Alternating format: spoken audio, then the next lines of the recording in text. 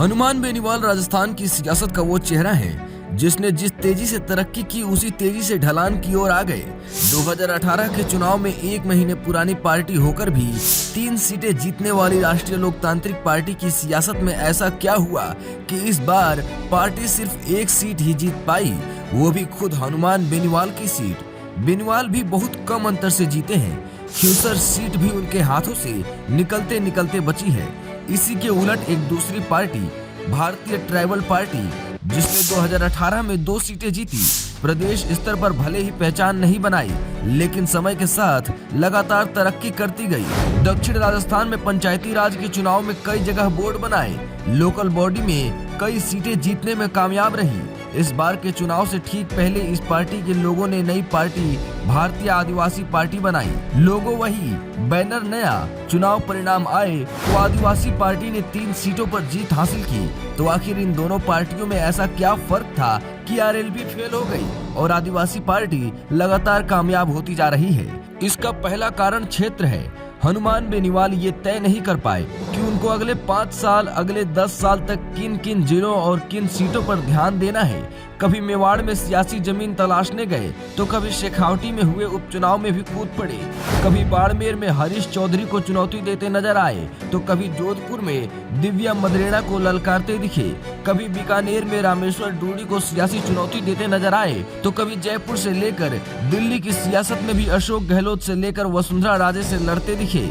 लिहाजा किसी भी एक क्षेत्र में पार्टी पूरी तरह से मजबूत नहीं हो पाई, जबकि आदिवासी पार्टी ने सिर्फ दक्षिण राजस्थान के 3 जिलों पर सबसे ज्यादा ध्यान दिया और वहीं पर खुद को मजबूत करने का काम किया।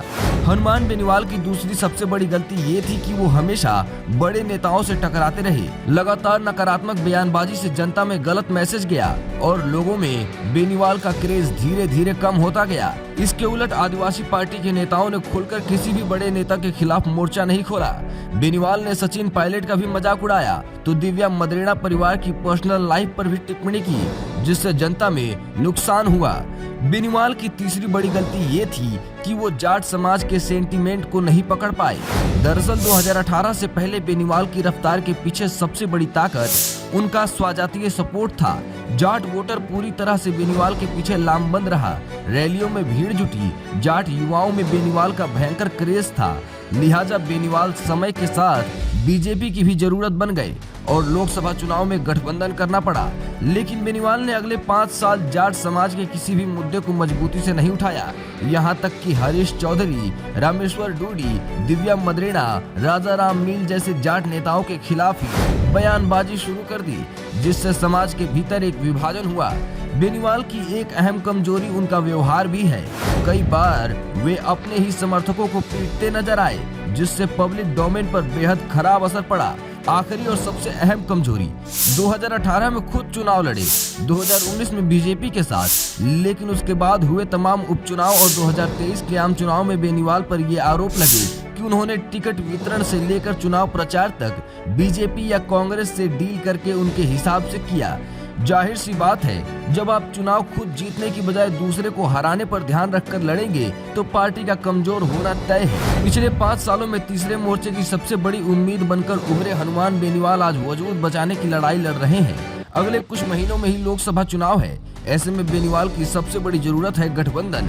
उन्हें बीजेपी या कांग्रेस में से किसी एक पार्टी के साथ गठबंधन करना ही होगा, ताकि अगले 5 साल उनके साथ मिलकर आगे बढ़े और कार्यकर्ताओं में भी कंफ्यूजन न रहे। Bureau report, political panchayat.